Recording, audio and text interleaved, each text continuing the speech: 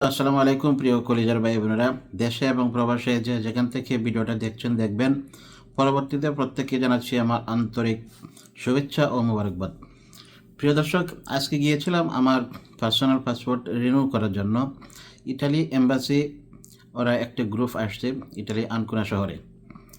বাইরে ভাই কি বলবো, সেখানের যে অবস্থা, 10 মিনিট যায় না একজন আরেকজনের ধাক্কাধাক্কি, একজন আরেকজনকে গালাগালি, এমন মুখের ভাষা যে একজন আরেকজনকে সহ্য করতে পারে না, একজন আরেকজনের মুখের কথা সেটা অ্যাকসেপ্ট করতে পারে না।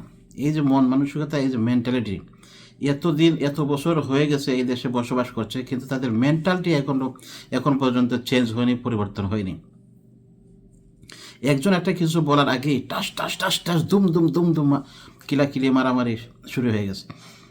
10 মিনিট পর পর, 10 মিনিট পর পর, আধা ঘন্টা পর পর, এই যে একটা বিশৃঙ্খলা অবস্থা, এই যে একটা পরিবেশ, একদম একদম একদম একদম খারাপ। আমাদের দেশের মান সম্মান ইজ্জত সব একদম দুলায় মিশাই দিছে। আপনি পাবলিক কন, অ্যাম্বাসেডার কন, যাই কন, ওটার কোনো সিস্টেম একদম ঠিক নাই, একদম ঠিক নাই, কোনো সিস্টেমে ঠিক নাই।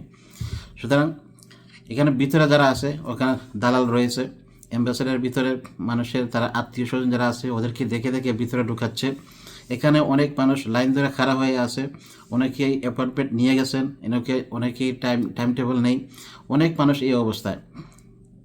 এই যে একটা পরিস্থিতি, এই পরিস্থিতিতে আমরা না বুঝি, এই পরিস্থিতি যে আমরা মোকাবেলা না করি, দেখেন কি অবস্থাটা। আপনারা প্রত্যেকে একটু দেখেন, আমি ভিডিওটা শেয়ার করলাম, একটু পরপরই ভাই কিলাকিলি, একটু পরপরই মারামারি, দেখেন দেখেন।